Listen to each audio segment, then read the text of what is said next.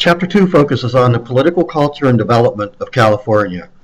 Understanding the variety of political subcultures found in California, traditionalistic, moralistic, and individualistic, helps to put in context the political and policy challenges facing the state today.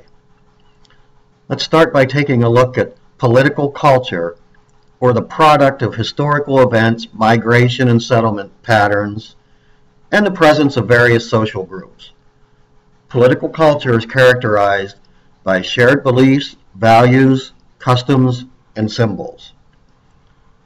Culture includes three major subcultures. Traditionalistic, that's the dominance of a small, self-perpetuating ruling elite and large, non-compliant non-elite. Moralistic, it's a public-spirited citizenry dedicated to the common betterment of all citizens. Widespread participation is valued and expected, and politics is a high calling. Third, individualistic, which emphasizes the goals, aspirations, and initiative of private individuals or groups. California is individualistic. Government exists to serve those interests, and policy is transactional. Let's now move on to the concept of political development, which refers to the growth and change that occurs within political systems. It includes government's increasing capacity to manage its own affairs, respond to demands placed upon it, and do so in a stable manner. Also includes an increase in democratic values, including the furthering of civil society, political participation, rule of law, and equality. And finally, an increase in economic specialization and complex social structures, leading to group conflict and methods to resolve it. California's political history is a progression of developmental stages: unification, modernization, welfare, and abundance. Historical events and a succession of political and economic leaders have shaped each stage. In the unification stage, Spanish and Mexican control gave way to what has been called an American era. It's included statehood and the development of a constitution. The modernization period featured the famous gold rush, rise of the Southern Pacific Railroad, development of water resources, industrialization of agriculture, discovery of oil, and the impacts of World War II. In the politics of welfare, government's task is to shield the citizenry from hardship, manage a smooth-running economy, improve standards of living, and assist those less fortunate. In this period, the progressive movement weakened political parties, encouraged voters to make decisions that were previously reserved for elected representatives.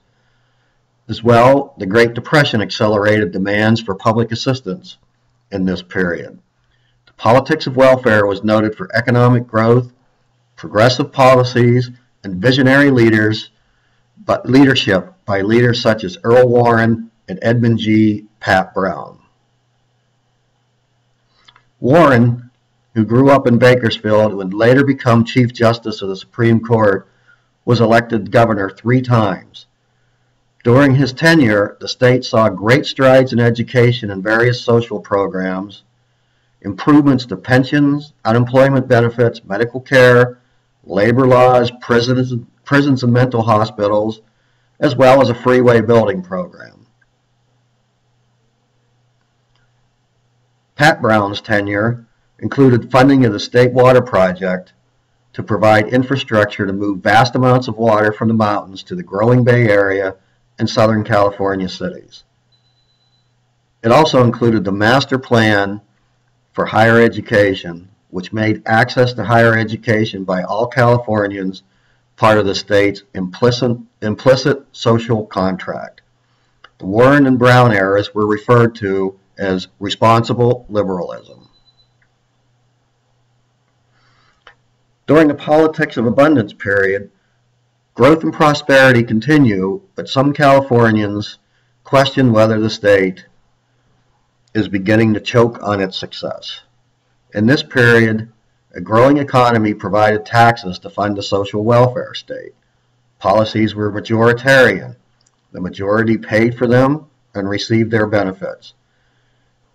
But also during this period, Governor Ronald Reagan tried to reverse the policy of growth, and Jerry Brown declared small is beautiful and claimed that California was living in an era of limits. Also during this period, Republican governors such as Reagan, George Deukmejian, and Pete Wilson believed that government was part of the problem, not part of the solution. At the end of the chapter, the text considers whether the politics of abundance will continue indefinitely into the future and how the politics of diversity affect these perceptions. While the state's population growth has slowed dramatically, many governing challenges, both short and long term, remain. While past leaders may have structured a political system equipped for their time, today's leaders face profound issues stemming from the state's size, diversity, and hyper-pluralistic politics.